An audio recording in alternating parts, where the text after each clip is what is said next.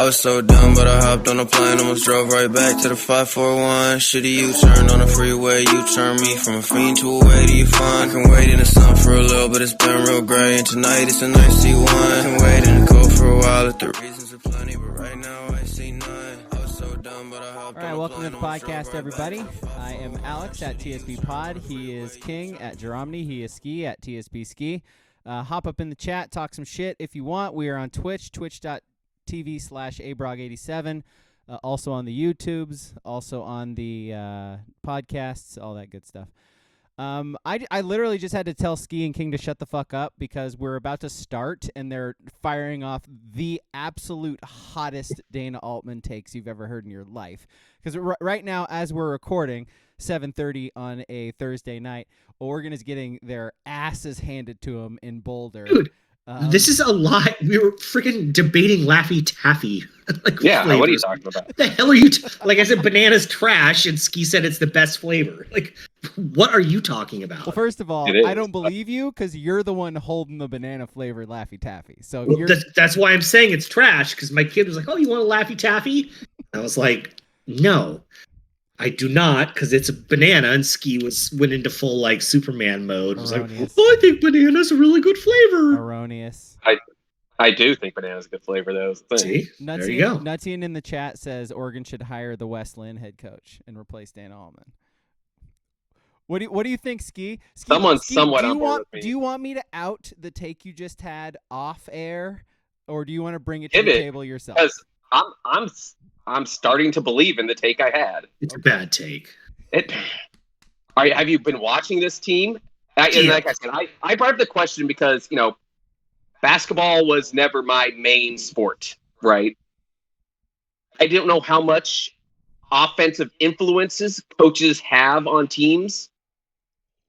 I mean, it's not like football where it's like, that offense is really dictated on, the coordinator, the play calls. Because Cristobal's offense was boring. That made the offense boring.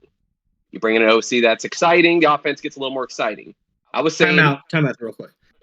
In 2021, the Oregon Ducks led the Pac-12 in total offense under Mario Cristobal. In 2022, they were 5th in total offense. Just time in. But they were not exciting at all. But we're going back on what Anthony Brown was like the best quarterback in the last decade. Is that statistically? Is that what we're going on? Yeah. So, he's very efficient. You're trying to tell me Anthony Brown and Tyler Shuck weren't efficient ball-moving quarterbacks? Is that what Tyler Shuck was the most efficient Pac-12 passer in the COVID year. Just saying. It's easy when you don't throw a pass more than 5 yards. Or when you play 4 games. And you play 4 games. Back to Altman. I think he's the Cristobal. His offense is boring. The bullshit 3-man weaves at the top of the 3-point line. But again, the problem mostly though is this team sucks. By the way, on your take, Will Richardson is absolutely Anthony Brown. 1,000%. I wouldn't say Richardson's efficient. He's gonna finish the season and his career with these really nice numbers. On paper, he's gonna look like he was really good and played really well for Oregon. It was a huge contributor for his whole career. But people who actually watched him are kind of like, oh man. Listen, I'm just saying, Anthony Brown is one hit to the head, Tyler Huntley away from playing in the playoffs. Will Richardson, I don't see that happening. Got to be honest. No. But he's going to be a South Bay Laker for life, and good for him. That's a sweet living. Good life. Kind of, but good weather. But yeah, he ain't facing the Bengals in the divisional round this year. No, are you giving the Ravens a shot with Anthony Brown in a quarterback? Fuck no. Absolutely not. Who are they going to be? I don't give a shot with Tyler Huntley either. No. What are they going to beat the Chiefs? Get the fuck out of here! Here! I even think with Lamar, they're not winning a game. Correct. Especially Lamar is still somehow not back unless he had some sort of setback. I thought he was supposed to be back 2 weeks ago. Still not practicing. That is the correct opinion. Now, before we move on to NFL, because we have a lot to talk about with the NFL, finish your take on Dana Altman.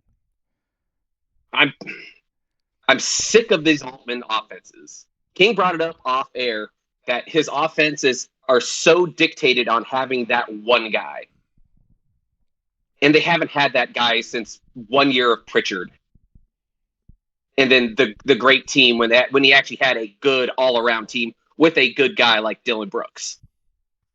I don't know if it's because of Altman's kind of hard-assness, I would guess, that he kind of doesn't get these guys. I feel like he tries to get good team guys as opposed to getting that one like stud guy.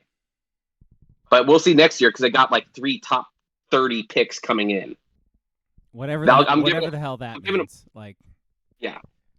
Exactly. You never know. Dana gets 5 stars and they average 7 points a game. So Ware's pretty good this year, in fairness. Because I do think Ware might be on Dana's bad side a little bit because he is kind of trying to play outside of this Dana system. 100%. Yes, he is. 100%. Because honestly, I like Guerrier. He's not good. Him and Stores are not good. They're not good shooters. They're terrible shooters.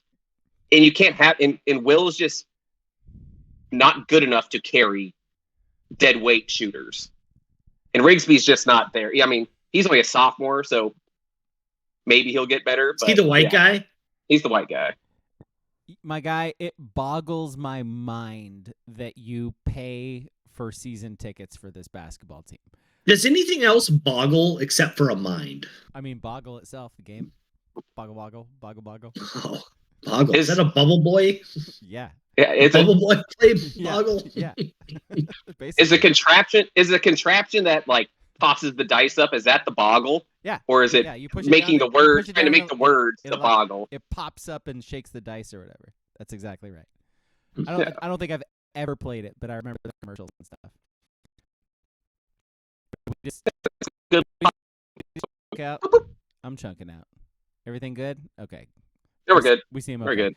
Booble, oddly enough, says Boggle sucks.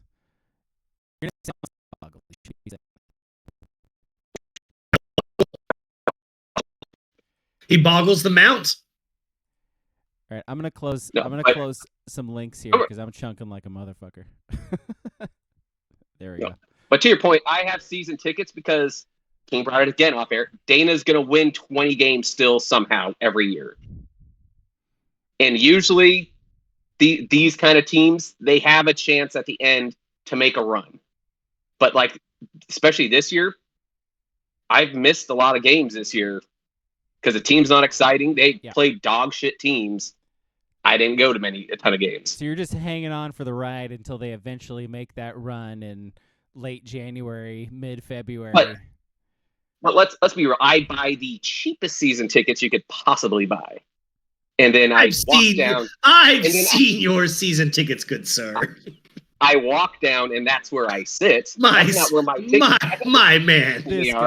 This guy. We were arm in arm against SMU last year, and these were them Stangs. Them Stangs. Quincy Guerrier's best game of his Oregon career.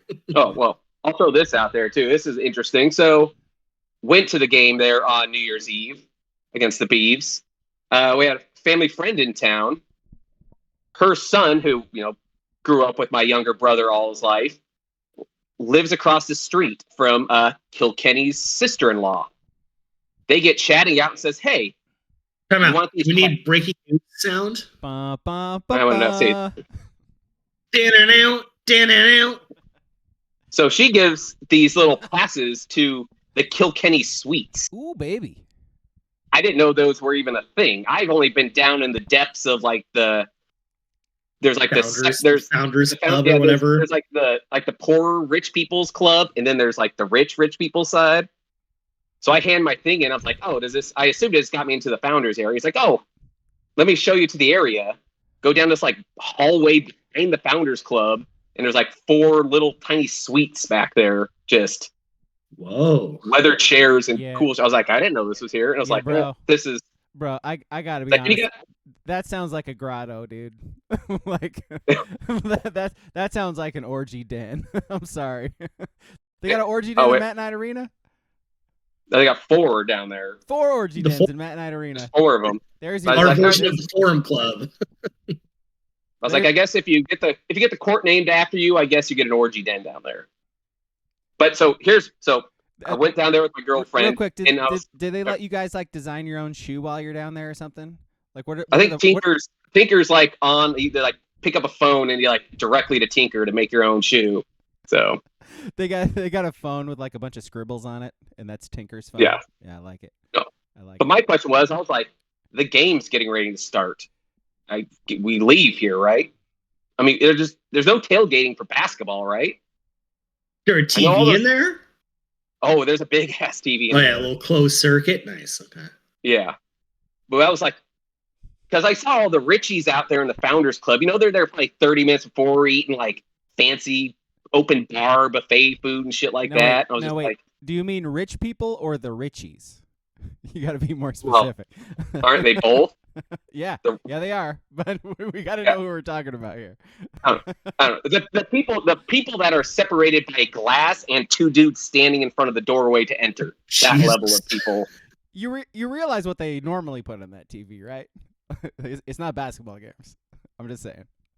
But there was Ski. They had Ski, the football game on. Did you have an orgy at Matt Night Arena, Ski? And a lot of people were wearing weird, like, long-nosed masks and stuff, so I don't know. Is there some Matt Lubick hanging around down there? Matt Lubick! Oh, it's a great joke. How far away is that sex den from, like, the Founders and MacArthur Club or whatever it's called? I've been to the poor one where they're like, here's popcorn and some room temperature barefoot beverages Pepsi. Yeah. I love it. It's like cement walled room, like with chairs and tables in it, and it's got stale popcorn. It's like just like a session stand you find like up on the concourse in down there. So the Founders Club is like directly across from that place. Really? And then there's a step. So yeah, it's separated by this big glass door area, and then there's a smaller little door off to the side that takes you to these suites. I was just like, all right, guess this is how people live. Cool. Booble says Matt Lubick and Matt Kearney in an orgy at Matt Night. It's perfect. It sells itself. Would you? That sort of ties into our list later, by the way. Would you pay for something like? How many times did you try for an orgy with Matt Lubick and Matt Kearney and Matt Knight? Oh boy. Okay, so yeah, we do got our list coming up later. We have Kings. He promised to do his fantasy football update, like his final FFF final fantasy football update. He's gonna do it, whether he's ready for it or not. And then we have oh, by the way, the movie this week for Sunday, the movie is Willow. So the TV show is on Disney Plus, and Ski decided to make us watch Willow this week, and we're gonna talk about it. So I haven't seen it in 30 years, so same here, man. Same here. I watched it with my kid. So it's Listen on Sunday to hear us. Disagree. Whole time I'm watching that, I'm going, Ski, you idiot! Oh, and those are the hot takes and the perfect impersonations you can listen to on Sunday.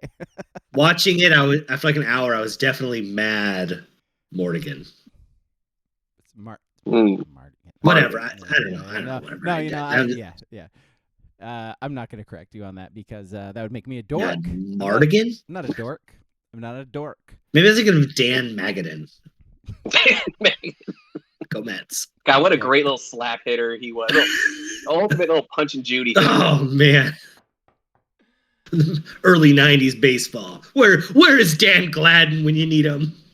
You know what, podcast listener and viewer, what you come here for is the Jeff Blauser talk. Is the random ass 80s 90s baseball player drops. Like have you never seen the little I don't know if it's a meme or it's just like a post on Twitter. It's like guys could spend just 5 hours just naming old baseball players. Mark Lemke. And nothing even bringing up to him, just a name. Pilardo Pacino. Yeah. Should we do that? Yeah. Should we do? No. No, so we do like the special edition emergency podcast for Duck games after they lose. or whatever. Kevin Apier. Should we like this summer? We do our stream where all we do for like 3 hours is just name old baseball players. Yes. Oh, Yeah. Old Bob Tewksbury. Jesus. Yeah. Oh my God, we need to like sell tickets to that shit. That's gonna be the biggest thing we ever do. All right. Bob Tewksbury. I feel like he's a little too old for us. It was in the 80s. Was he? Yeah. It's like that's like early 80s though. Tewksbury. All right. So obviously the big story this week was the Damar Hamlin thing on Monday. So were you guys watching the game when it all went down? I had it on and I was cooking dinner. So I was keenly, because selfishly, like the number 1 seed, whatever, my Chiefs. Yeah. I was keenly aware. And I saw something and I went, brains are scrambled, par for the course. And then after like 4 minutes, what's really happened? And then I'm starting to pay attention. So I even missed the initial replay of him standing up and then falling back down. I was going to say, yeah, because I missed it live as well. And then I had to find it on Twitter, like the replay of it. Yeah, that fall was not a brain scramble fall. No. So once you saw the fall, you were like, "Oh, that's a cardiac. This like is very that bad. is a heart. That is different, and that is bad." Yeah, or like an aneurysm kind of thing. Yeah, something immediate like that. But yeah, I was the same as you, where I missed the play, and I was like, another brain scramble guy just got his clock cleaned, kind of thing. Well, I had it on and was sort of paying attention. And so, like, I saw Higgins, hit him, and I saw everybody go down, and then I sort of just, I saw the play, but I just, was like, okay, just normal NFL play, and then sort of stopped paying attention, because why the fuck would I care about this football game, other than it's a good game between two good teams, so I just had it on. And then I went to something else, came back, like, after the commercial break, because they did a long commercial break, and then they came back, and everybody was sort of, like, gathered around, and I was like, oh, okay, well, I must have missed something on that hit because it didn't look crazy. But then they showed the replay. It was a below average hit. I believe it was not hard. Well, and so then they showed the replay, which I think was the only time they showed it because they didn't really realize how serious it was yet, and so they showed the replay, and you see him get up and then just sort of collapse and fall on his back, really limp, and you're just like, oh shit, that's not good. That's not a concussion. That is not, that's not normal. And then you see shots of players freaking out and crying and stuff, and you're like, Jesus Christ, what's happening? And I remember the Christian Eriksen thing. So this got brought up a lot. Christian Eriksen, the soccer player, he had a very similar thing happen where he had a heart attack on the field. They took him in an ambulance. They took him away. By the way, they finished that game 45 minutes later, which is still kind of crazy, but that's just what they do in sports apparently. And I remember once it had to be 10 years ago. In fairness to that, sure, they only resumed it once they got news from the hospital that he was okay. Yeah, and it was still weird, but context layers, yes, I guess. Absolutely. So then I remember it happened in the Premier League 10 or 15 years ago. I was watching a game where a similar thing happened where the guy ended up being okay. They found out a couple hours later or something like that he was fine. But yeah. This reminded me of was it that was in the 80s? What, Reggie Lewis? Early 90s. Early 90s. Yeah. Where this one reminded me of running and then he sort of collapsed, right? He slowly collapsed and fell over. Yeah. Yeah, because I said the Christensen thing. I don't even think I ever saw the replay of it or anything. So there's not really much to see. He just sort of collapsed and that was it. Yeah. Yeah. Yeah, but so that one was tough. Like visually, that one was tough because ESPN. It was on ESPN. It was really far away, and they had no control over the feed. It was like the Euro whatever federation feed. So for a few minutes, you see Christian Eriksen, you're like, oh, he's dead. He's a dead person on the field. Yeah. He's a dead person. And then everyone formed the wall. But for a few minutes, you were like, oh, shit. I literally just watched someone die, which was a thought that crossed my mind on Monday night, too. It was. But you didn't see it because everyone kind of rushed in, and ESPN was like, this is our feed. We're not showing you Skycam here. We're pulling back everything. We'll show you Tua getting his brain rattled, I don't know, 20 different times from different angles, but at least we know where ESPN draws the line at here. A dead person they will not show. Yes. And that is a different conversation too. And I think even if ESPN really wanted to, it wasn't going to happen. Like the players, the staff, they weren't going to let it happen. And I know this has been said a billion times at this point, but the way it was handled by everyone involved, pretty much, was really good. So like the people on the field, obviously you got to give a lot of credit to like the medical personnel and stuff like that. There was like an assistant trainer who went out there and sort of knew exactly what to do, sort of took charge and was like, we need to do CPR. Like, this is something different. And, administered CPR in the field. And then they were taking him off. They were putting him in the ambulance, and then they had to take him back down and like get his heart going again or something like that. I'm pretty sure that's sort of the timeline. I assume they got it going again. Yeah.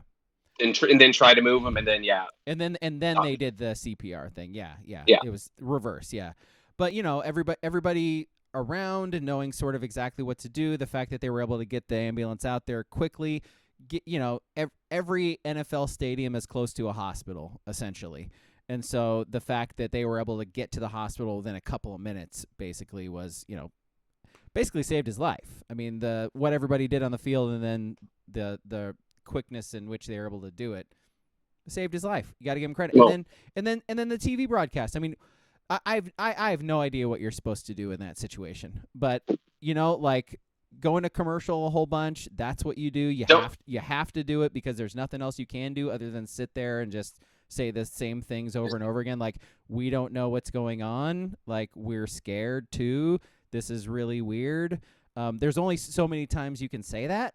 And so I feel like the way they sort of handled it, they went back to the studio to Booger and Schefter and Culber, which was sort of weird. Like Booger was shook. Yeah, he was. Which is it was appropriate. Fine. I'm not. Yeah, it's totally appropriate. I'm not trying to mock him. Yeah, and then I think like the real like stars is the wrong way to put it, but like the stars of the night in terms of coverage was Scott Van Pelt and Ryan Clark, because they did their entire SportsCenter show, first of all, starting like an hour and a half early, but doing the entire show just talking about this was, and Ryan Clark, being sort of not the only person, but like the only person really equipped to have this discussion and talk about it, being in that position, and the way he eloquently put it and shared his experience and, what it means to be an NFL player and what, sort of goes into the decision making to do what they do, but then also, so just sort of sharing his mind state and what it means, he was incredible. Like Ryan Clark. I don't think I've seen anybody who has said anything other than that. So just props to everybody who, Buck and Aikman, like they're Buck and Aikman. So what are they going to do? But, they did their job. But pretty much your whole goal there in that situation is don't be Skip Bayless there. Yeah. That's pretty much the only thing. Just don't make it about like football. It's about the person in that situation. Yeah. And Skip kind of missed it on that one. Yeah, so apparently I don't know, you said everyone, I don't know if it was the officials that said, hey, you got 5 minutes to like get warmed up, or if that was Goodell and like the NFL saying to them, like, hey, like get him going again, kind of thing. From Buck and Aikman to the Westwood One call on the radio to Univision or whatever it was, they were all told there's a 5-minute warm-up period. Now, could that just be proper protocol? Like I think they're trying to spin it? Maybe. But Buck and Aikman, they were not backing down when the NFL was like, we didn't say that. They're like, listen, it got to our headphones. Somebody said it. That's all we're saying. And 3 separate networks all got the 5-minute memo. And boy, that's pretty fucking callous. Well, and again, I think you're right in your. Hey, look, a banana Laffy Taffy. Don't mind if I do. Yeah. The best flavor. Pretty good. I think, by far. I think it was definitely the NFL who said that, and I think you're right in your thought that they didn't. I don't think anybody really knew the severity of the situation until they had to have known until 5 or 10 minutes in, like until they're doing like the CPR and they're doing like the AEG thing, like. Nobody knows until they. Who's gonna tell them? Who's gonna tell them? The official on the field or what? Like, how does that work? They have eyes and ears all over the place there to say like, hey, they're shocking this guy's heart or giving him CPR, and that was within I think like 3 minutes of everything that was already happening. Like they knew, but the question, like there is the level. Like what was it? Like Shazier getting like paralyzed there. They came back from that probably within the same thing, like that's like the 5-minute break. But if someone's dead on the field and gets resuscitated, and it's a coin flip, probably I bet the numbers say it's a coin flip that this guy survives. You have to have limitations on, like he said, your callousness. You got to know when to draw the line. Like, hey, take your time here. And like, we'll figure this shit out. And I realize the NFL doesn't need a devil's advocate. I realize that. But I'm saying this is not something, and that's something Ryan Clark talked about a whole bunch. He's like, we're not equipped to deal with this situation. We have never had to deal with this situation before. There's no protocol for it. There's like no, so I'm just saying, like I understand. You're the NFL. You have to have a protocol in this already. You're a billion dollar business. You should have one. Yes. You have yes. And especially in a violent contact sport where people have gotten paralyzed before, kind of thing, and death could happen. So we're thinking the teams. So the way it looked is the Bills and the Bengals decided to not play the game, right? Like that's the way it looks. Like they went back to the locker room. Like so the coaches, like the officials weren't really involved or anything like that. So the coaches sort of walked up to each other, had a discussion, and then they're like, okay, we're going back to the locker room. We're going back to the locker room. Like nobody else was involved in that decision. Like they told the refs, like, hey, we're going to go back to the locker room and take a few minutes and blah, blah, blah. And then later on, you see the shots of the locker room where they're sort of outside talking to each other too. And, what you hear from McDermott later on, it's like, yeah, the players decided they weren't going to come out. And so this was not the NFL. That's fine. This was not the NFL making this decision. This was the players and the coaches, right? Like they decided they weren't going to play anymore. Like, if the NFL had their way, they probably would have eventually played, right? If it was up to the NFL, they probably would have gave the Bengals the win. Because I bet it was mostly, at first it was the Bills saying, hey, we're not playing, our guy's down. And then it, would have taken the Bengals coach to be like, yeah, I agree with you, but they brought it up. That's how I would have seen the NFL doing it. If with the players saying they're not coming back out. There's like, all right, you guys forfeit, essentially. It's a forfeiture. Right. Yeah. Yeah, but that would just, NFL owners and, the NFL, it's already not like a great look to them from this. That would have just made it a million times worse. I think like putting blame on people in this situation is sort of like I don't know if it's really necessary. Like I feel like we like obviously take shots at the NFL as much as you want. Like they're, it's a fucking blood sport that they profit off of. It's, insane that, that the health of the players has always come secondary. But in this situation, it's something we've never experienced before. And should they, have figured it out quicker? Probably. I think in the end, like all the right decisions were made and everything happened the way it should have. They just like to shoot from the hip too fast sometimes. The NFL. Yeah. Just take the little time and assess it for a second. Yeah. And then make the decision. Don't be like, hey, you got 5 minutes. Let's go. Okay, so the Skip Bayless thing, because Booble said it in the chat too. So I'm going to read you the tweet because I saw the tweet and I saw everybody, quote tweeting it saying he's, heartless, callous, blah, blah, blah, all the things. And, normally I'm very on board with fuck Skip Bayless all the live long day. I'm just going to read it to you. So it says, no doubt the NFL is considering postponing the rest of the game, but how? This late in the season, a game of this magnitude is crucial to the regular season outcome, which suddenly seems so irrelevant. I don't get it. Like, I don't get what the problem is with that tweet. Because it was 17 minutes after a guy is laying on the ground. So it's just the timing. So he's if it was next morning, worry about it on Tuesday. Yeah. Okay. Worry about it on Tuesday. So don't it's even, just the timing. Don't even bring it up.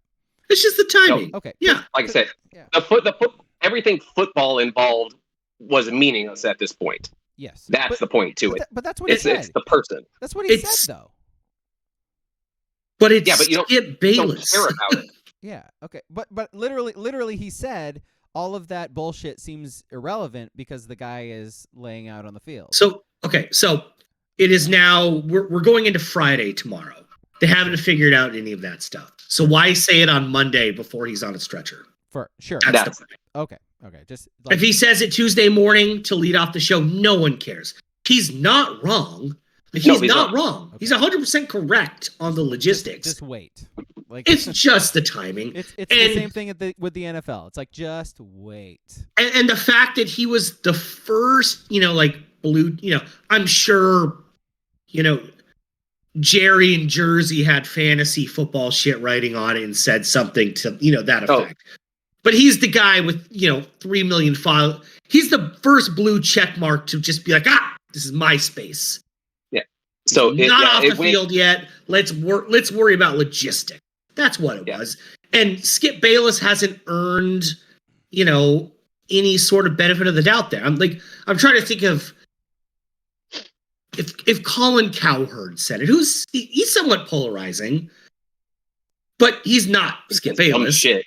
Some people will call him a dumb shit, but he could probably get away with it. It's just that Skip Bayless was like, you want to know? I'm not wrong, but I'm just going to be the first one to go out and say it. That's what it was. Okay. Just trying to be the first to everything? Like people be like, he should be fired. Like that's dumb. He has said a bazillion worse things, like directly than that. But it was just the time. It was just the timing.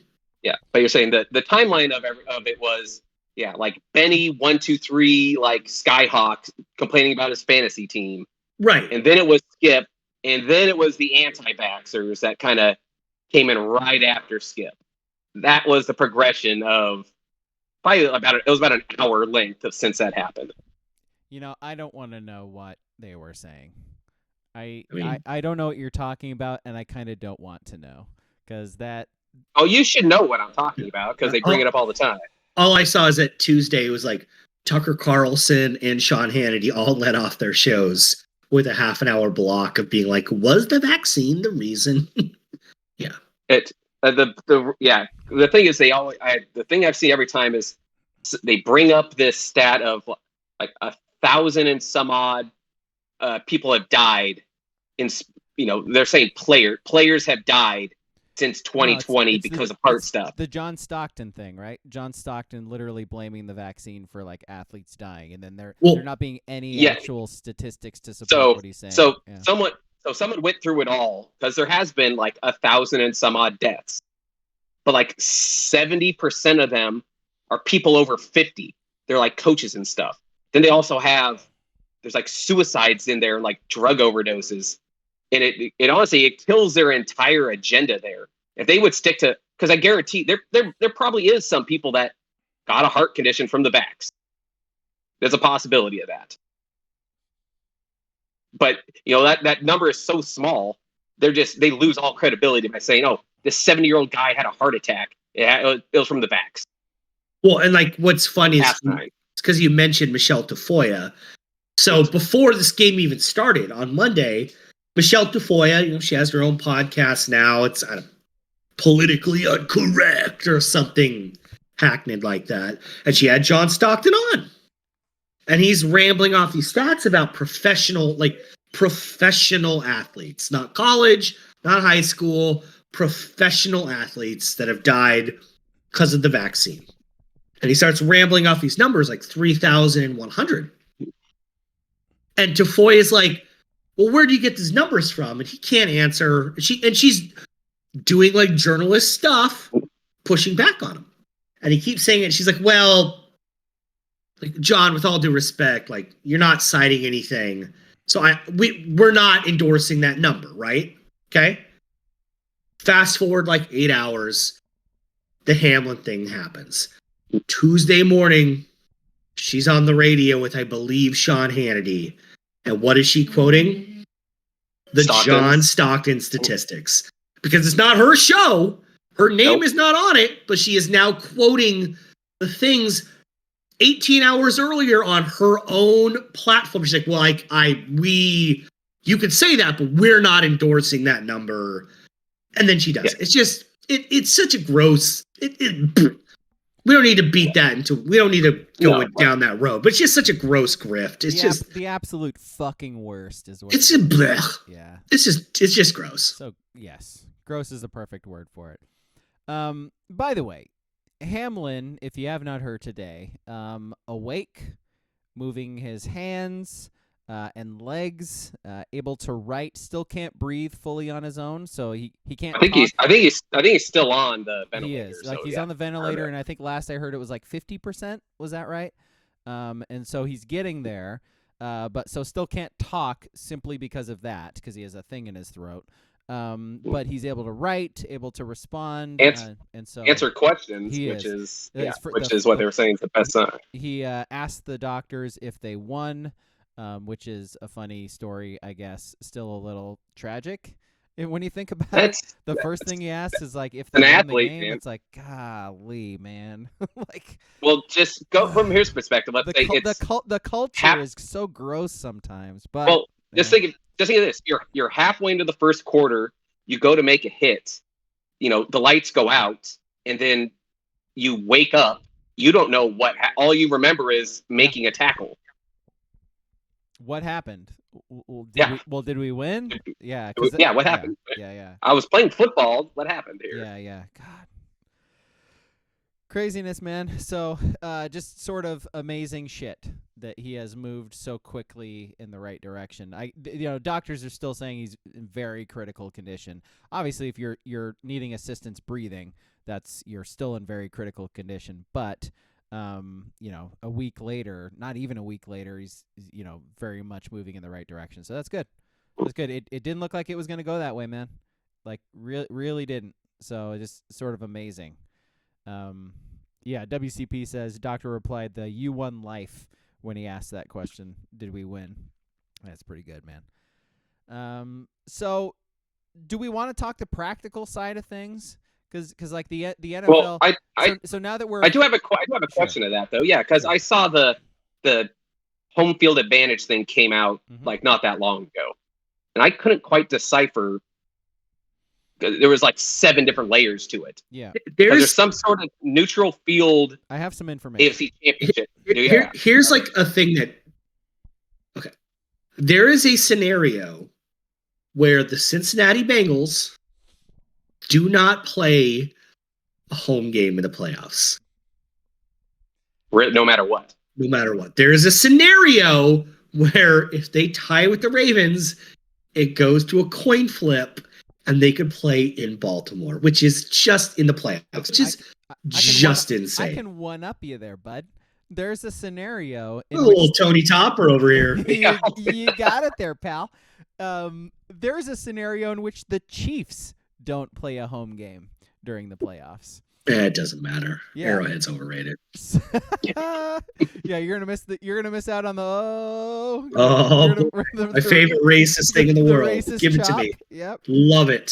All right, so standard playoff format. So okay, by the way, Bills Bengals officially canceled. They threw out the game. The result doesn't matter. It's never going to be played again. Like, the game is just done.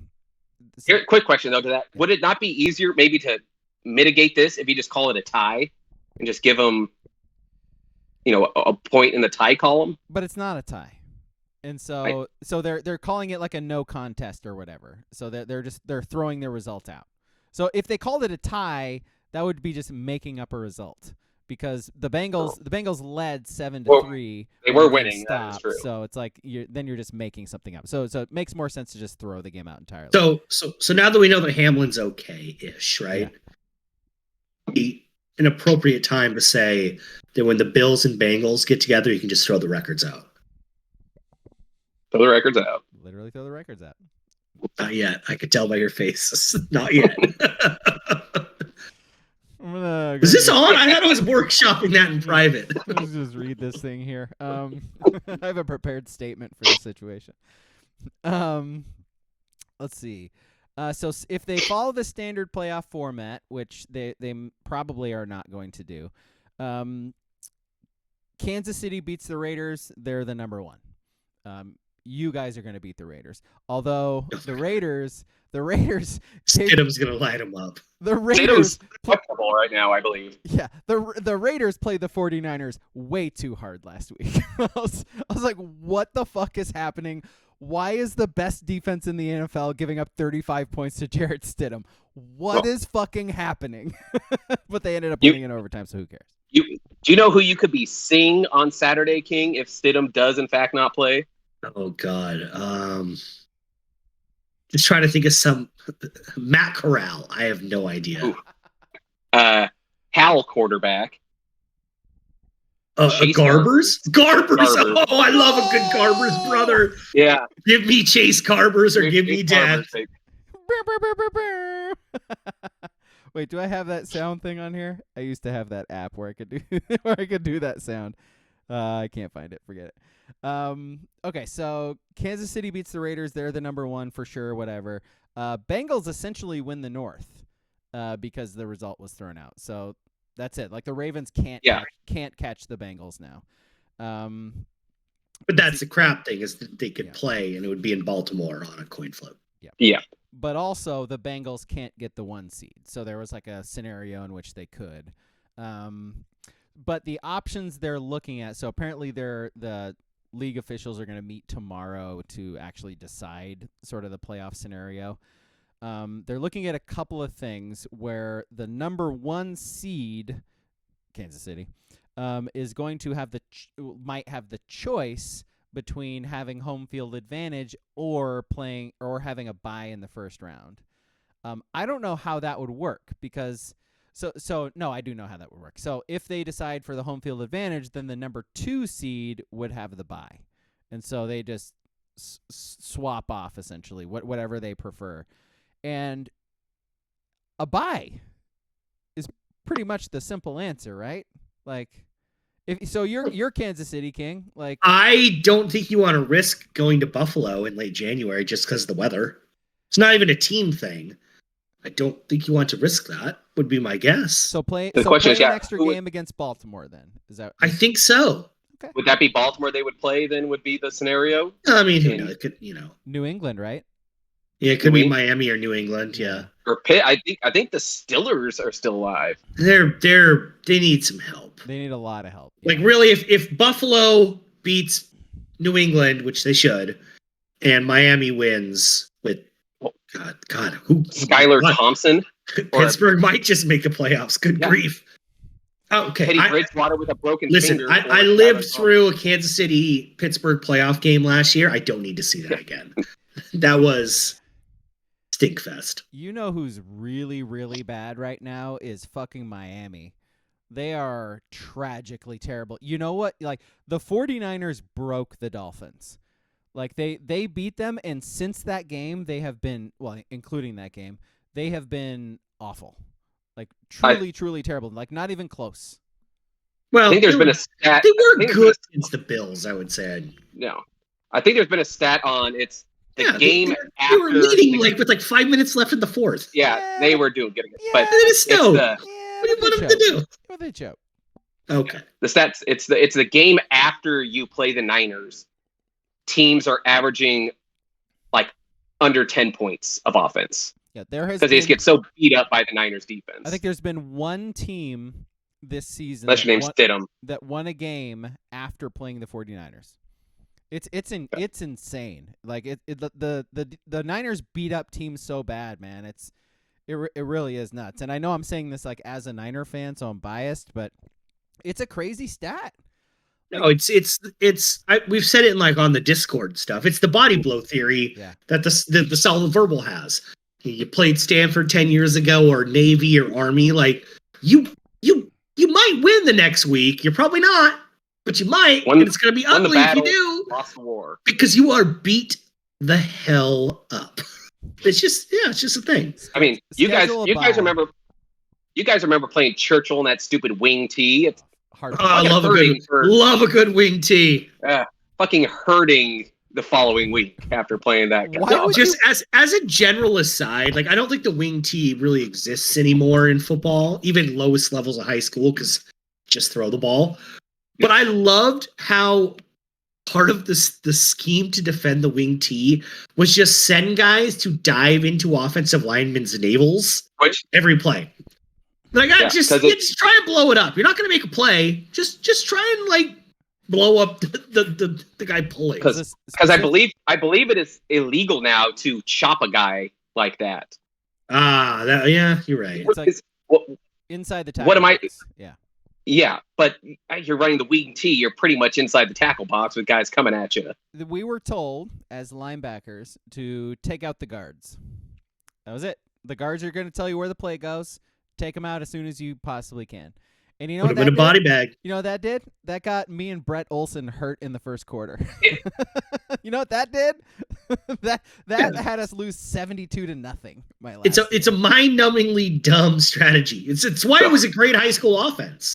Yeah. Oh yeah. Yeah. Just if you had the horses, nobody could stop it, man. Yeah. Yeah. Until the nobody playoffs could stop them. And then I was told the other was if you're a DB on the edge without a receiver on there, your job is just to chop down the first guy that's getting pulled your way. What a stupid scheme! It's the dumbest thing ever. So dumb. Just dive into some legs head first and neck up. Build some wreckage in the way to get in the way of the running back. High school football, how funny. Yeah, I guarantee you nobody saw the late 90s Churchill offense breakdown coming this week. Oh, man, that 2001 team, man. Niles Mitash. Oh, Oregon walk-on. Yeah, Oregon walk-on. Jason Brooks. I think he's still in jail. My season. Wait, that was Beaver great Tim Ewis. Yeah, my season had Ewis Tim played Ewis for them, and Seth Lacey. Remember that dude too? Didn't he go to BYU or something? Yeah, I think he injured himself. He flamed out. Hang on a second. You know this person, King. WCP went to Churchill? He did. Oh my God. Go fuck yourself, bro. He's saying I quite enjoyed that Churchill offense. We ran half a dozen plays. Accurate. And we still couldn't stop it. Very accurate. Yeah. Also, fuck you. Yeah. Oh my God, there was this lineman named Washington. I forget his first name. That dude, he was an offensive lineman and he was more athletic than anybody on our defense. That 5 or 6 years of Churchill offense was pretty funny because if you think about it, in Oregon lore, Jefferson basketball from late 90s to early 2000s, because they sent so many guys to D1 schools. The Churchill guys, except for Tim Ewis, they really didn't pan out. But they sent QBs to Hawaii, tight ends to Oregon State, and BYU and linemen to Boise State and walk-ons at Oregon. Like they sent and they weren't elite players like on that level, but they sent so many guys. Pretty crazy. Yeah, kids got their college paid for. Which is, yeah, absolutely. Was it Kent Weigel? Was he the coach? Yeah, well, he was Marshfield. Marshfield. Okay, who was Churchill's coach? I'm trying to remember. Hey, Dennis, put it in the chat. Once someone says it, I think we'll all remember it. Yeah. Was it Rhodey was their quarterback? Yeah, Jeff Rhodey was a quarterback for sure. Yeah. Jeff Rhodey, okay. Yeah, he went to Hawaii. Man, these are memories. I remember like 10 years ago seeing some like blurry YouTube of him playing baseball at Hawaii. That guy had a noodle. That guy had a hose. Booble says it was Chip Kelly. It was not Chip Kelly. Chip Kelly was in the New Hampshire Mafia at that point. Yes, he was. Yeah. Okay, so back to the playoff scenario. So King, you're saying you would take home games over first round bye. I think so. Okay. I think so. But yeah, especially Ravens, Patriots, Steelers. Yeah. Is it Jack Wigmore? Yeah, that's right. That's right. Thank you, freelibrary.com. Yeah. Jack, oh man, it's a Steve Mims byline. Yeah, baby. Back when Mims and Mosley were high school beat writers for the Register Guard. Oh, by the way, the other scenario they're talking about kicking around is a neutral site. So going with the natural format, the regular playoff format, and then having a neutral site AFC Championship game.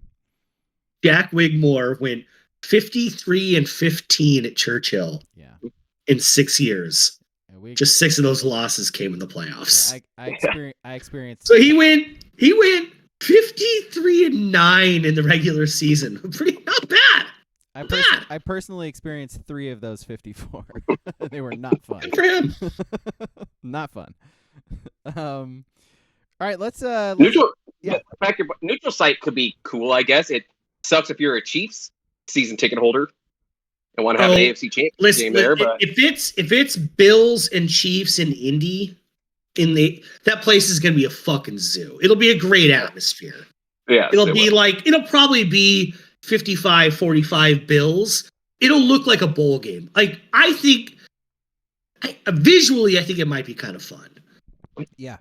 Chiefs are losing any advantage they would have, but yeah, okay. Like we lived through the COVID year. We saw a Rose Bowl played in fucking Arlington, Texas, in front of 10 people. So we can get through this. And plus, I don't think Kansas great. Like it looks great for us.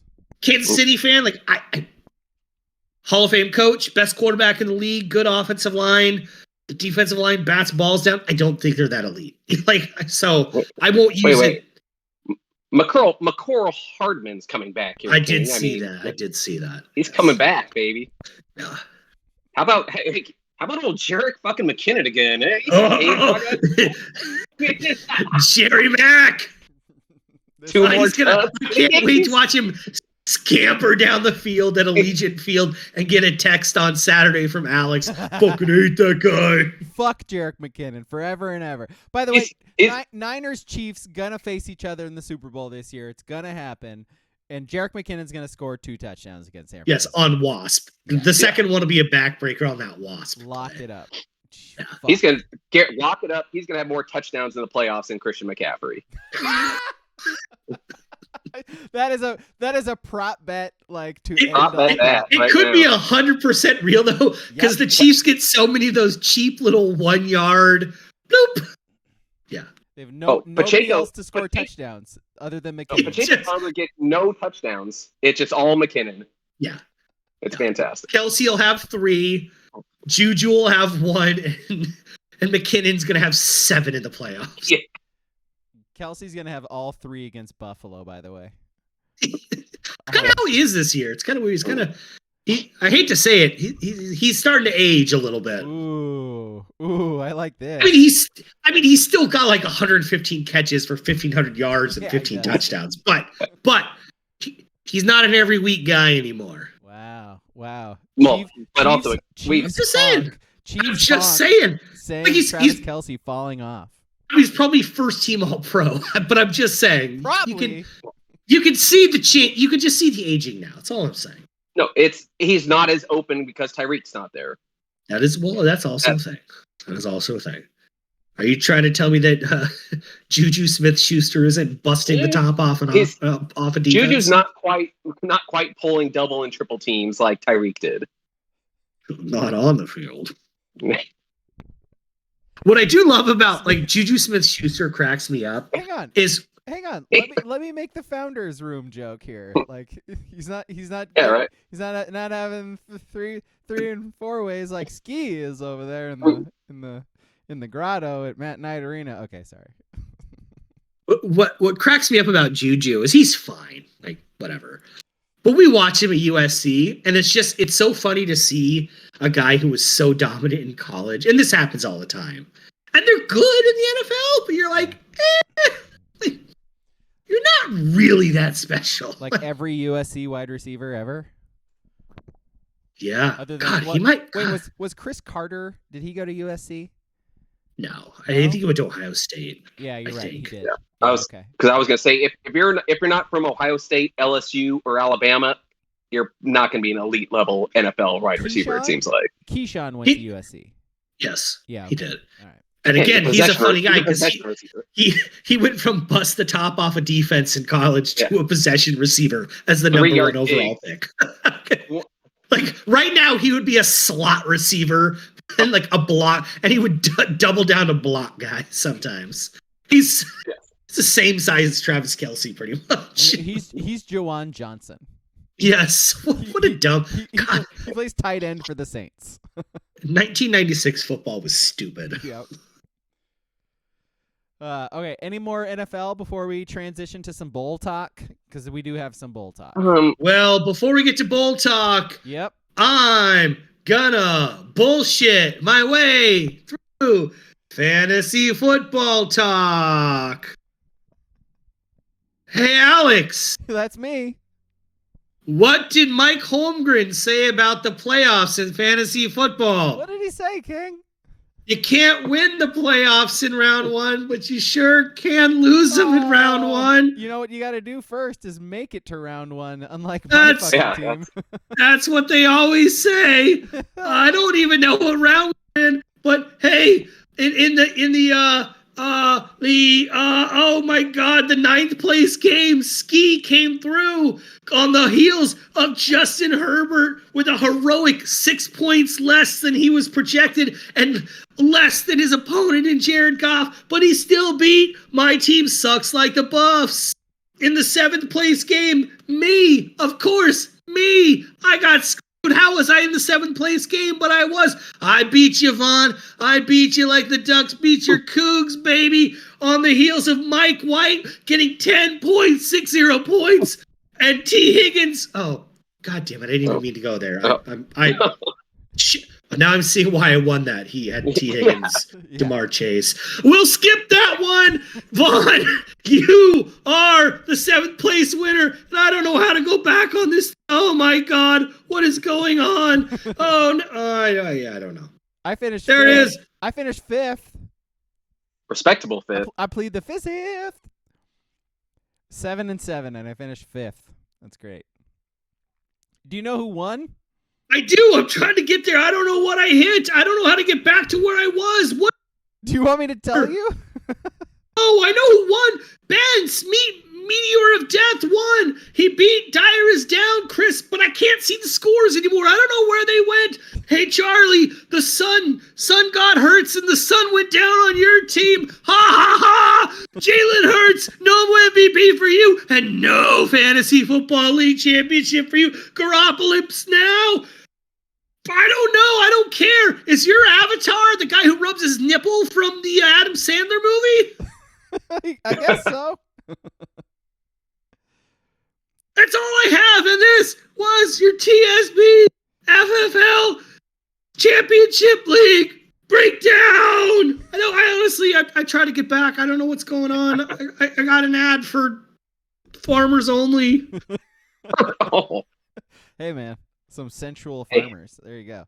Sweet Meteor of Death beat Daiwas down 150.98 to 134.10. There's your final score. I didn't play in the playoffs. He's mailing you a trophy. Get a hold of him. Yeah, just, reach out to Yahoo for that. I mean, just Yahoo will figure it out. It'll be good. Okay, then.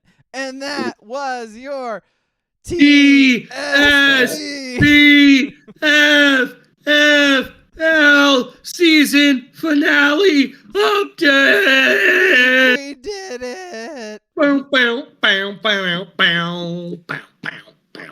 That was WCP who started that league, right? It was. It was. Thank you for that, by the way. That was fun throughout the year. So let's do that again next year. And, yeah, it was cool. Thank you. Okay. Do you want to do keep or kick or talk Bulls? Let's talk. Just the playoffs or all the bowls? Let's talk Bulls. Let's specifically talk Big Ten Bulls because USC and UCLA. Guys, King gets up right when we're about to talk about USC and UCLA. USC blew a lead. UCLA blew a lead. Also, Utah got blown out in the Pac-12. So, obviously, that last one's a Pac-12 school. But in terms of Big Ten, Michigan lost the close one. Ohio State lost the close one. So, wait, I'm pleased. All of those games all swung my way in all my bets. So your bets, okay. Yeah. So I doing just fine with especially the USC because I had Tulane. You picked Tulane to win? I did. Yo, was that any sort of parlay or just straight up Tulane to win? No, it was just straight up. It was just okay. I thought Caleb Williams was a little. Well, I thought he was a little more dinged up than he actually was, and I thought they didn't care to be there. So. Well, Williams had a great game, wave, but the USC defense continued to be awful, and so. What was it? They got outscored 32-17 in the second half, man. It was that safety. I was like, oh boy, we're right here, baby. We're in it, baby. Yeah, the safety was a pretty good indicator. Yeah. I think Tulane had 5 completions up until that point too. Tulane had 539 yards of total offense, 305 rushing yards. Yeah. That's incredible, USC. Yeah. Didn't they average almost 11 yards a rush or something? Yeah. That's incredible, USC. Well done. See, we all griped about the Oregon defense for very good reason this year. It was not good. But the difference between the USC defense and the Oregon defense, which was not good, is I never looked at the Oregon defense and was like, well, that is a soft unit. They're just all soft. They're bad. Yep. Some of them are slow and maybe some, whatever. SC's, you could just run every team. Because the difference between the two teams was Oregon would play Cal, Oregon would play Colorado. Oregon would win 44-10, 41-13. And then the next week, it would just kind of happen that way. Then the other team would play USC. Cal, they put up 27 points, which isn't whatever, but they put up 500 yards on SC. And Colorado was shit, and they only put up 300. But there was a difference between those two defenses, where Oregon's was bad, USC's was abominable. It was atrocious.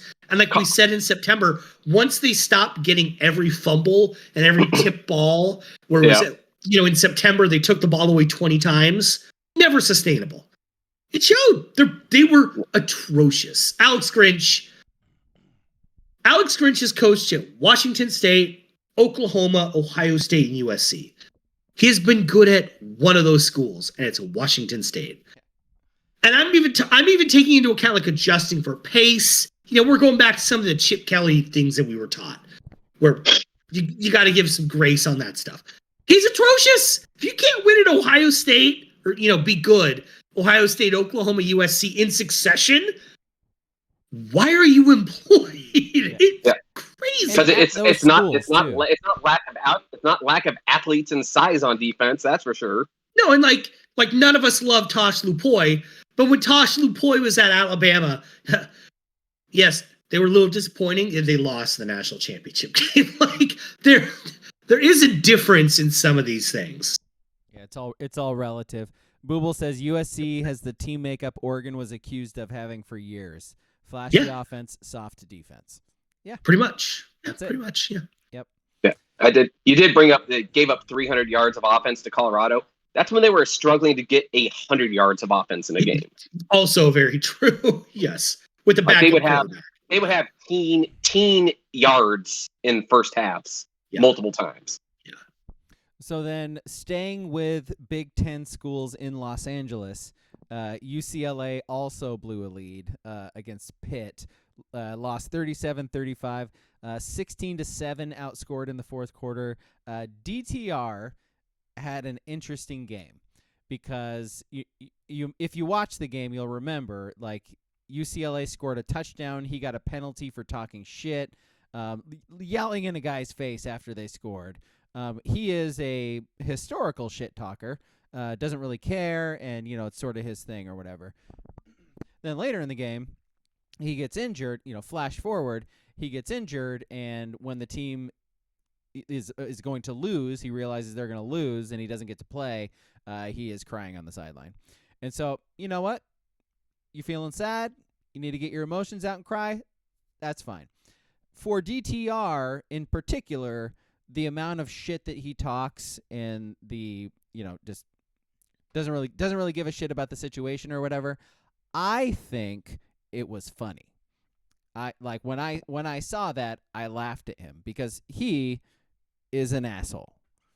And is he karma? Is he college football's version of like Pat Beverly? Yeah, I like think you could say that. Every game I've seen DTR playing, he has something happen like that, where he gets in somebody's face, yells at him, after his teammate makes a play, and he's like, come on, man, like. You don't need to do that. Like, you've been here like 7 years. Like, why are you acting like the true freshman right now? Like, you're supposed to be the leader on the team. Like, whatever. So, Booble says he's the Chris Paul of college football. I think Beverly's more appropriate. But yeah, Paul's older now, but he's good. Yeah, Beverly's not good. Fakes like he gets fouled all the time. And he kicks people in the dick. Kicks people in the dick. Yeah. I have not seen DTR kick anybody in the dick. I haven't seen it. Doesn't mean that hasn't happened. Wouldn't be opposed to seeing it, but I haven't seen it. So, both LA schools lose in horrific fashion to really bad teams. like Pitt. Pitt is so bad. Tulane's fine. SC should beat Tulane. Pitt is terrible. They're so bad. Like, literally, I think Ski thought Keaton Slovis was still starting for them. Yeah. I knew he wasn't. But I had to remember that Keaton Slovis was actually playing. He was actually a Pitt Panther. Yeah. Yes. Yeah, he's off soaking in Utah. Right Provo. Now. Yeah. Provo. Yeah. By the way, Letterkenny had their new season came out last week. They had like basically an entire episode about soaking, and it was very funny. So I highly recommend. It's on Hulu. The other Pac-12 game, Utah got their asses handed to them in the Rose Bowl by Penn State. Cam FTX ended up, getting hurt, blew out his knee in the game. Like that again. That sucks. Yeah. And it was the knee he had the brace on already, so he blew that one out, which is shitty. It's shitty. Before that, was that game was what 7-7 when he went out. I think it was 14 or something. Yeah, it was 14 at halftime. Before that, though, he was 8 of 21 for 95 yards. He was awful. He was terrible. He was really bad. Yeah. And I never do the conference, I don't do the PAC. PAC. I think it's stupid. I had no real interest in watching this game. I just watched it somewhat because it's the Rose Bowl. Yeah. I mean, come on. Who here thinks Utah was the second best team in the Pac-12? Even before that game, did you really think they were the second best team? No. They got beat. They got smashed by Florida. By Florida. I was like, yeah, this team's Florida. Yeah. Yeah, and Bo Nix on a broken ankle beat them. So. And that's crazy. Like that loss is such an indictment on Utah, where he literally catch ball, throw ball. If you couldn't throw it, catch ball, fall down. Yeah, fall down. Yep. And they won. Fall down. Yeah. I was catching some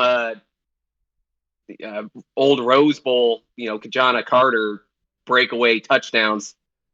Didn't feel too good watching that. Yeah, that's true. Was that first play of the game? First offensive play for first snap. Yeah. Yep. And they mentioned it. They mentioned Kajana Carter against Oregon. Yep. Yeah, that was great. Yeah, super times. Fun. Super fun. Yeah. Rose Bowl played in overcast, rainy skies, like the worst Rose Bowl. And didn't somebody say in our Discord earlier, like this was the lowest watched Rose Bowl? Yeah. No, Which, I mean, January 2nd, there's some other mitigating factors, but January 2nd, Utah, Penn State. Yeah. No one, Penn State. Yeah, I hate to be the old grumpy guy bemoaning bowl matchups, but come on, Penn State and Utah, they were not Rose Bowl. It sucks. Teams. Okay, they got there, so good for them. And if I was a Penn State fan, I heard someone say that, I'd be mad. But it is what it is. They were absolutely by default Rose Bowl teams. Absolutely, 1000%. Yeah, absolutely. And then the one thing I loved about the Rose Bowl is, so my big gripe now on Utah is every fucking game they do the grief porn thing. Oh, this guy's been dead for 2.5 years. ESPN was finally fucking sick of it. They were tired of it. They showed it for like 4 seconds, and they were like, "Yeah, this is what they do now. Like, move on." They were just done with tribute. They did not care. They're like, "We got to mention it because they're still fucking doing it." But he died before the insurrection. Can we stop? Stop with this bullshit. Like, was there a Spencer Webb one for the Holiday Bowl? I don't know. I don't remember. Because even like in Oregon home games this year, I think they mentioned it. Like the sideline reporter told the story, I think, if I remember right. I just like even at home games this year, like they wove in like a little 20-second video of Spencer Webb. His death was tragic. He was too young. Totally get it. But Oregon's not going to be doing this next year, and they're not going to be doing it 2 years from now. The Lakers stopped doing Kobe Bryant stuff after that year ended. Please, Utah, for the love of God, this is emotional exploitation. Stop. Please stop. It's enough. What he said. It's enough. It's been enough, like for a while. All right, the playoff games were very good.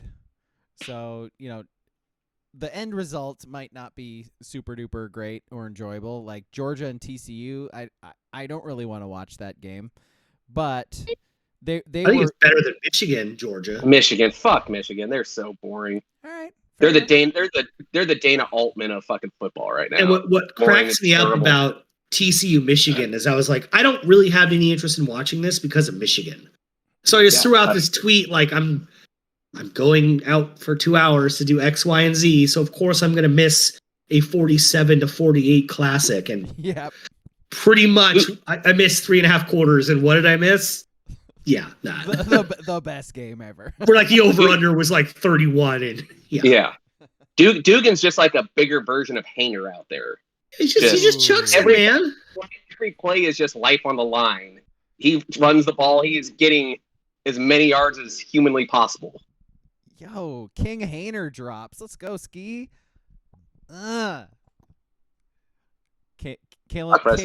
DeBoer is super happy with this podcast right now. Nice work, Ski. So really classic game there, and then Georgia's 1-point win over Ohio State too. Also, that game was great. Very, very fun game. Yeah, I watched all of that one. That was on my radar. All the shit talking about Stetson Bennett in the first half. Like, the guy's played a lot of games, a lot of big ones, and he wins them. What do you guys say? So, 12.5-point spread for the championship game. Too much? TCU's kind of scrappy, or is Georgia just? I think TCU covers barely. Georgia's going to win, but 10, like lose by 10, maybe something like that. I feel like TCU is just going to be the team because they've done it all year, where they're going to get 10 plus points out of just absolute bullshit. Like, oh my God, look at this stupid throw over the head for 40 yards. How did that work? I don't know. It just works every week somehow. Yeah. I gotta see it as if. Are we doing like a bonus lines bonus here? Pick? Good. I was saying if Georgia ever gets up the over. I think Georgia over. Yeah, I think Georgia wins by like 17 or 21. If Georgia gets up like 14-0, it might just be a rout. TCU's got to get like an early lead somehow. That's OJ. Yeah. So I would take. Done it all year. They do stupid shit all year. Somehow they always get a pick six. Somehow they always get an 88-yard play out of nowhere. It's we're 14 games in. We should probably stop doubting them at a certain point. You guys cool with a TCU national championship? I think it'd be funny if Sonny Dykes won a national championship. Yeah, fails at Cal and wins a natty with TCU. Like fails at Cal, goes to Louisiana Tech because he's like, get me out of here. I cannot win here. Yeah. And then he goes to SMU, and he's okay. They're okay there. They're okay. Yeah, and then he moves 9 miles west to TCU. How? How? I don't know. I think everyone's pulling for TCU because this is the first true like underdog in the playoffs that people could get behind. Well, Cincinnati. But yes, they were summarily dismissed very early in that semifinal. It was 14-0, and you're like, okay, good job, Desmond Ridder. Like, which is what I'm saying could happen here, and just be like, Dugan, you're done. You lose by 30. I don't know. I think the Hornies are frisky, man. They're gonna do something stupid. Their receivers, like if TCU wins this national championship, they are the worst in the CFP era, like to do it by far. But their receivers are pretty. They got a couple of dudes that are like dudes. They're fast. They got some. They're fast big. Dudes. They're big. But yeah, Georgia's gonna win. By the way, they just got like 3 transfers from Alabama too, like TCU did. So I don't think they're going away either. We'll see. Well, Ducks got what, 2 or 3 from Alabama as well. 2. 4-star, 4-star receiver and a 3-star corner. By the way, thank you for bringing that up because Oregon did get another like signee this week for recruiting. They got Ashton Porter, who is a 4-star edge rusher from Texas. So somebody posted this. I just looked it up too just to confirm. So the Ducks got signatures from 10 defensive linemen this offseason. And so they were fairly weak up front last year. I think we can say that. That's very generous. So have you guys heard the sack stat for the Ducks this year? I had not heard it until this week. Ooh, let me guess. Number like the number of sacks they had? The numbers of sacks they had, and when was the last time they had that few? Okay, let's guess. I'm going to say 6 sacks on the season. Okay, that's 6. A little. It's okay. Yeah, well, that's like 9. Little light. Yeah, I know. Because you know why? Because their defense is bad. I mean, they did play 13 games, guys. Yeah, well, they did play Eastern Washington, Cal, and Arizona. My answer remains 9. You're trying to like trick us out of it because we're right. Yeah. No, you're not right. I know your games are back. They had 18 sacks this year. Jeez. Which was their fewest since 1986. And some of those years they played 9 and 10 games. And I don't know if the football team quite integrated by then also. There's a lot of white guys, very full white guys out there. I think Romeo Bandison was a freshman on that team. Yeah, we don't know Rich Brooks' stance on. Yeah, man. Sean Burwell was running scout team for the defense that year. Oh, that's but good. Yes, 18 is there are only 5. This is group of 5 and power 5. So we're talking like 135 teams. They were like 129th out of 134 or whatever it was in sacks. Yeah. It's very bad. Very bad. Very, very bad. So I'm they pretty sure we addressed it. complained about that every week, though. So We did. it's But they addressed it this offseason, which is good. Yeah, well, maybe tried. maybe a little overkill there. No. No. Maybe mix some linebackers in there too. Bring them all in. Get rid of everybody else who's still there. Is Dorless gone? No, I think he's surprising everyone by coming back. Is he going to play now? Is that the question? Yes, he's gonna play. Yeah. Come on. I don't know. Did he play last year? He did. He did. Old Matty Ooey out there might just come in and swoop his job instantly. No, I think that South Carolina transfer, Birch. Oh, that guy too. Yeah. That guy's gonna steal old Matty U's spot. Ooh. So I don't know anything about this Birch guy other than he was a former 5-star guy, whatever. I just collected some Oregon fans like, I like his motor. I'm like, did you watch Oregon's defensive line last year? Like, anybody, I don't care if they're from South Carolina. Like, just give me a 5-star rando. I will take the odds on that being okay. Don't give me the converted tight end that's pulling a wheelbarrow when he's trying to cut the edge, get the quarterback. A V6 isn't a V8, but it's still better than a V4. I think that's a car thing, right? Yeah, those car things. That's a pretty good car thing. So one. It's got a Hemi in it though. Is the question? Well, the Hemi's Matty Ooey. Got a Hemi. Yeah, Yeah, it's the Hemi. got a Hemi. So you got the 1 5-star, 5 4-stars, and 4 3-stars, and then the transfer apparently. So V4 isn't a car thing. I don't know, man. Shut up, WCP. V8. I know what a V8 is. That's a vegetable juice.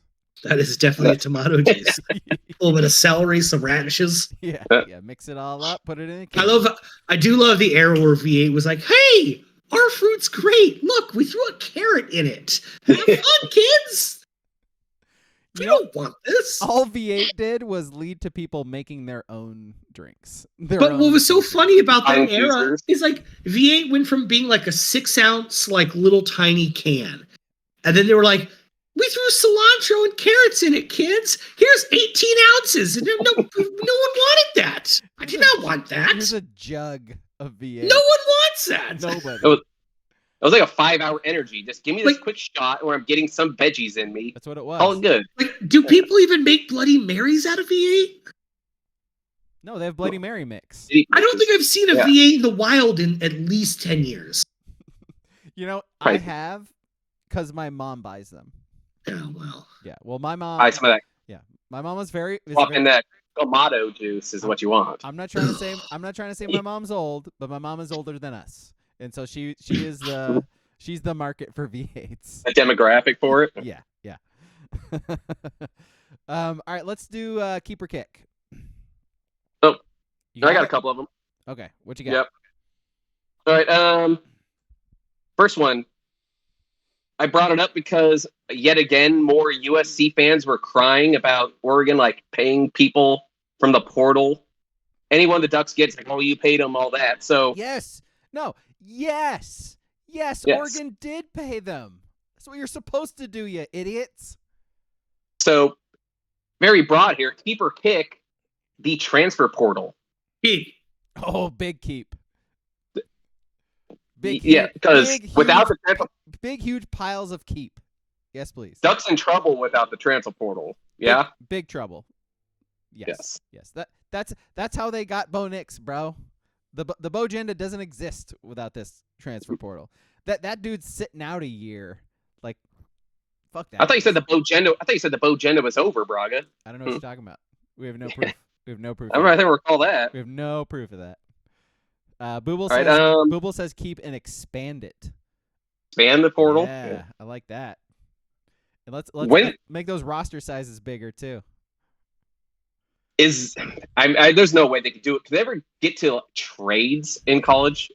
No. Because they'd have to make them employees. So no. Yeah. I like where your head's at though. It'd be a lot cooler if we could just talk shit about someone getting traded because they suck. So then we need to start talking about like trading for head coaches too, like the John Gruden stuff. Like now we're talking. Now we're talking. What's it gonna take to get Saban here, Alabama? What's it gonna take? We'll throw the Hatfield Dowling complex. You can have that. We'll just like put it on a couple trucks and ship it over. You can have it. And then I'll give you Matty Uwe, maybe Bo Nix for a year. You're about to lose your quarterback. I'm just saying.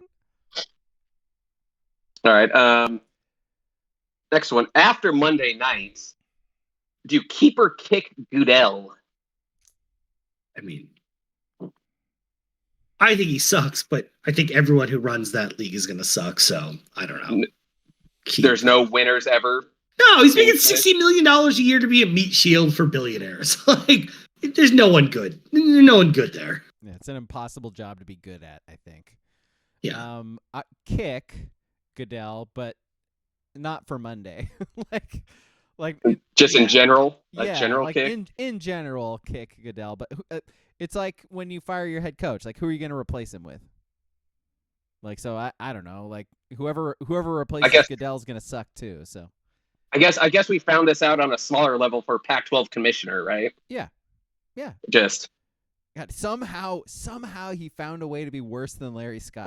It's amazing. God. And in such little time, too. All right. Next one. At the basketball game, saw a little, headliner for it. Pick or keep the professional bull riding coming to Matt Unite Arena. Keep. Big keep. Big keep. Right? Love a good old firecracking rodeo. I really want to go. Yeah, you need to buy us season tickets to that shit, Ski. Let's go. Shit, if that tickets are more than $10, I'd be shocked. Uh-huh. I don't know, man. Those buckle bunnies will put out money for that stuff. Yeah, dude. You're paying money for that. Wow. Is there Booble says kick. Says he's pro bull. He doesn't like he doesn't like the treatment of the bulls. I see. Oh, well, that's part of you want the bull to win. Yeah, yes, no, that's why you go. Yeah. Yes. Yeah, I don't want to see someone on there for 8 seconds or whatever. Exactly. But I'm pro Daisy Dukes in Copenhagen, so it sounds right up my alley there. Got a new follow. Thank you, Fighter Jeff and the Lively Pod for the follows. Oh, sure. Thank you. All right. Next one. This one's kind of like work this in here. I found out NHL. So they have a salary cap, right? But they also have a salary min that you have to hit. I think the cap's like 85 million and the min is 60 million. So keep or kick the MLB changing their rules to force teams to spend money with a minimum salary cap. Oh, keep. Oh boy. No. These teams are getting so much money from the Yanks and the Red Sox and the Dodgers and the Mets. The A's and the Royals, get out of here spending $32 million. Yeah. You're making so much money. Yes. I know what I sound like. I sound like Matthew Gates here being like, you're taking handouts. But it's ridiculous. The Royals were owned by Walmart for a very long time. And the guy never wanted to spend money. Like, yes, they need a floor in MLB. There's so much money in MLB. Give them a fucking floor. I'm begging for a floor as an A's fan. Begging for a floor. Although, if MLB instituted a floor, the team would be, it would move things along with the sale of the team, too. They would not be in Oakland anymore. That's for damn sure. But that said, fucking A, yes, force these teams to spend money. Because they don't care. They're living off the other teams and like this equality money thing that baseball has for some reason that are keeping these franchises alive. I almost get the sense that they don't want to stay afloat. Like, do you get the sense with some of these teams that they don't even give a shit? They're like, we're 100%. 100%. Look, why do the business then? If you don't want to, because you make so much money just off regional sports networks. Yeah. You can make more money if you're successful, right? Maybe they do the math and you don't. A little. Not a little more, yeah. A little more, no, but yeah. Or you could just hit the big when Kings Royals when they won the World Series and like those Marlins teams. You spend no money, zero money. They're pushing all. They're trying to win the massive pot by spending no money and win it all with the World Series. Yeah. Lively Pod says the Pirates don't spend shit. Oh, they're. Yeah. I think they are the lowest. Is actually the Pirates. They're lower in your A's. And you know how I know the Pirates don't spend shit? Because I have not heard about the Pirates for like a decade. Name a Pirate player right now. Go. Name a Pirate player. Cannot name one Pirate player. I have not heard anybody talk about the Pirates in forever. The Pirates owner, Richard Nutting, is the 10th richest owner in MLB. Amazing. Just putting it out there. He is a billionaire. Amazing. Do not cry poverty for the Pittsburgh Pirates owner. Amazing. So he's an asshole. He's an asshole. He's an asshole. I haven't heard that song. I can't even remember. Is that like? Please don't tell me that's like Andrew Dice Clay or Dennis something. Leary. No, it's Dennis Leary. Okay, that's acceptable. Okay. Yeah, Dennis Leary's I knew it was dated, but yeah. Speaking of 80s and 90s, Dennis Leary's stand-up where he's like smoking a cigarette, like smoking 8 cigarettes during his set, and just like yelling into the microphone, talking really fast. It was like Dennis Leary and Dennis Hopper doing their Nike commercials. Bad things, man. Wow. Bad things, man. Wow. I mean, bad. Let me tell you about Bruce Smith, man. Wow. The throwbacks on this episode, guys. All right. Last one. Keep or kick Kevin McCarthy keeping this shit show going for the Speaker of the House. Because at this point, I mean, keep it. I want to see how long it can go, honestly. I want to see it get to 20, if that. Like, not where everyone else is at, just seeing how long it could go. I kind of paid attention to it today, and at the end of the day, what cracked me up was when Lauren Boebert was like, I'm picking, I can't even remember, I'm going to get this wrong. I'm picking Donald. And I was like, Donald Trump? No. And she's like, no, Donald Peterson from South Dakota. I was like, who the fuck is Who the fuck is this guy? From what state? That's a state in the union?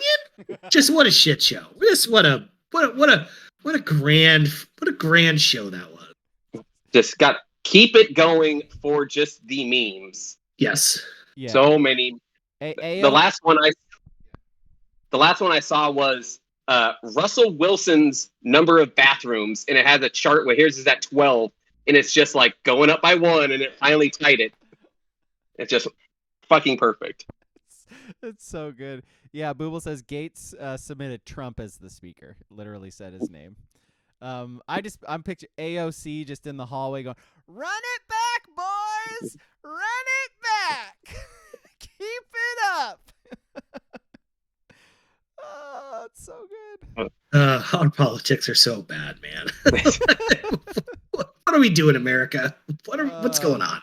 Oh boy. Okay, so does that transition into our list perfectly? Yeah, that's why I picked it. Yeah. I tell you what, Ski. I tell you what, man. I know. Professional. Come with a plan every now and then here. Professional. So our list, ladies and gentlemen, is that was also your idea, right, Ski? It was. Man. Funny thing was. Yeah. Oh. I was just saying, this podcast this week. Yes. So our list is top 3 things, but when I sent it to you guys, it was top 3 things you would do 10 times or more, knowing you're not going to succeed.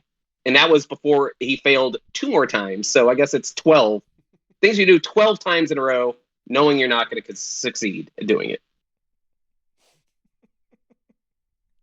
Knowing you have no shot of this thing working out for you, but you just do it anyways.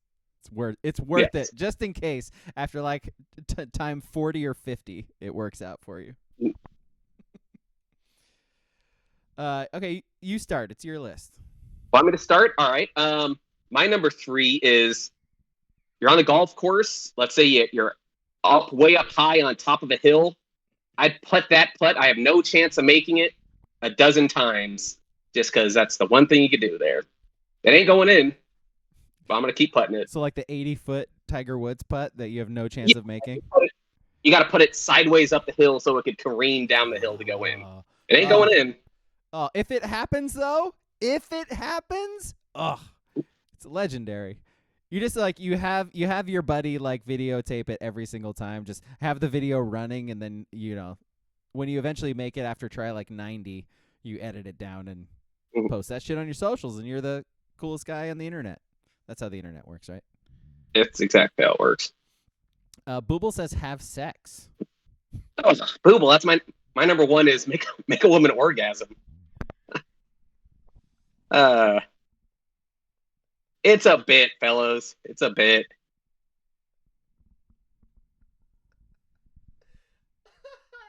Because they keep doing it. You can do it as many times as you want. Forever. I mean, it's a myth. So It's a myth. It's a myth. You can try as many times as you want. It's never going to happen. I am fucking defeated, man. That's great. All right, you guys got anything here? Skydiving. Skydiving? So okay. So you do it a whole bunch of times. Hopefully it'll succeed eventually. We're talking about bits here, guys. Keep it moving. Keep it moving. Come on. Yeah. Okay. Those halftime like basketball shot things. That's what I want to do. So there's no way I would ever succeed at it. I can make a layup. I can make a free throw. I can make a 3-pointer. I could probably make a half-court shot. But again, it would take like 80 times to attempt it. But you get that big check in the end. Yo, I wouldn't even cash it. I'd use it as like my wallpaper. I've seen some pretty unathletic looking people make that shot though. No, but I'm saying the thing where like you make the free throw or you make the layup, you make the free throw, you make the 3-pointer, then you make the half court shot. That's what I'm talking about. I don't think I've ever seen anybody actually do that. It's tough. That's it. I mean, shit, duck basketball shoots like 40% from the line. You instantly lose it right there. Yeah. You think I'm better than duck basketball? I might be. I don't know. Possibly. Do you guys shoot better free throws than duck basketball right now? You go out there and hit with 50. I would say 50%. Yeah. What's the team average for Oregon? Is it 50%? 50%. I could make more than 50%. Yeah. I think they were 1 of 14 from 3 tonight. Can you go hit 1 3 out of 14? Yes. Maybe not with a Colorado Buffalo guarding me, but you leave me unguarded. I'll knock. They were pretty open. I'll knock down 25%. They're pretty open shots. Duck shoots 66% from the free throw line. Booble says his number 2 is topping your joke, Ski. I'm pretty sure I topped his. You can try. Yeah, it's not gonna happen. I got Booble on that one. That's for sure. All right, my number 2. You're the top in that? Yeah. Booble's definitely the power bottom there. I'd be the top. No shame. All right. My number 2. Baby. Yeah. Right. My number 2, doing a kickflip on a skateboard. I've never done one. Yeah, mine was. I feel like I could do it forever. My number 2 is skateboard related as well. It was an ollie. Ollie? I'd like to do an ollie. I'm 40 now. If I were able to pull off an ollie, I'd be cool as shit, you guys. Do you pull off an ollie before you fall and break your hip? No. What comes first? No. Definitely injure myself first. Yeah. I don't even know if it would be a hip. It probably be. I would be that guy with like the helmet on and the elbow guards and all that shit. Because otherwise, I'm getting a concussion. The wrist guards. Yeah. Got to be able to brace. The knee pads, like all that shit. Because what is definitely going to happen is I'm going to kick it up and I'm going to fall backwards on my ass and land on the back of my head. So nobody needs that. My number 2, Rocky Mountain climbing. Be fun. King's go extreme sporting here. Yeah. I like it. Either you rock climb before ever? Not even in like one of those gyms. What's the place here right by the highway? Crux or whatever. Whatever the fuck it's called. Yeah. That little Is that what it's called? It's Crux. On that. I think Crux is the indoor place. Yeah. No, I don't know what the outdoor. Oh, you mean the outdoor one? Yeah. The wall. The actual wall mountain. The mountain that's right there. God, I used to live down there. Right by the bridge. I used to live down there. I've never been to that. Like, No, rock climbing's not in my fucking wheelhouse whatsoever. I did my number one, so I'm out. Okay. My number one is shooting a different kind of shot.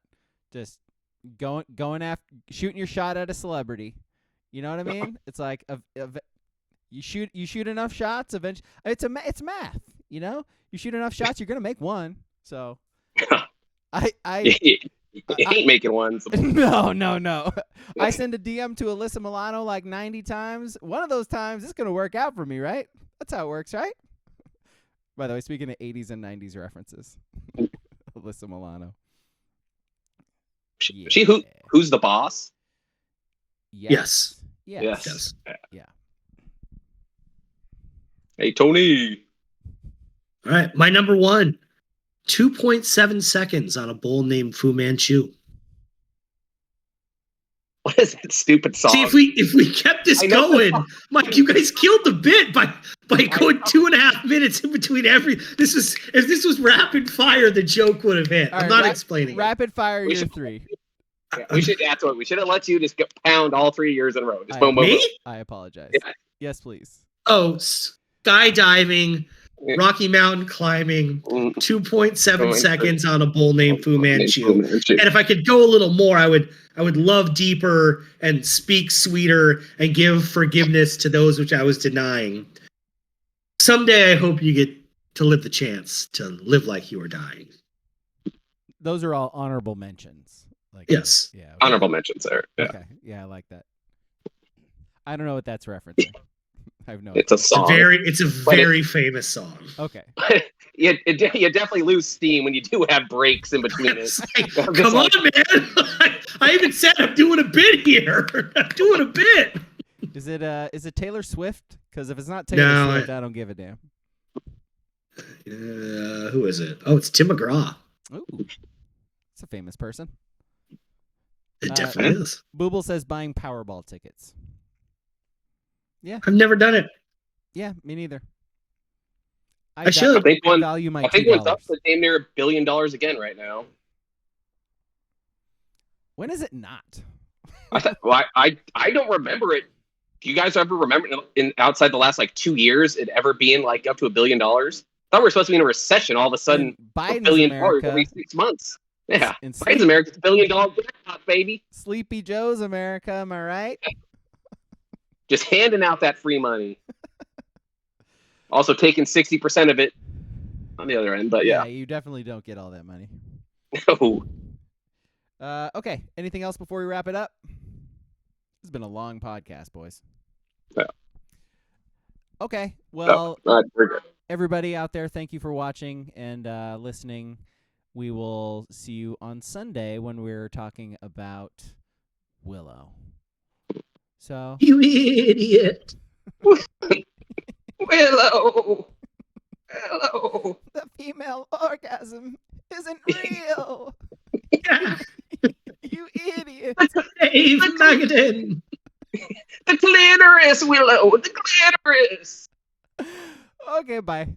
All right.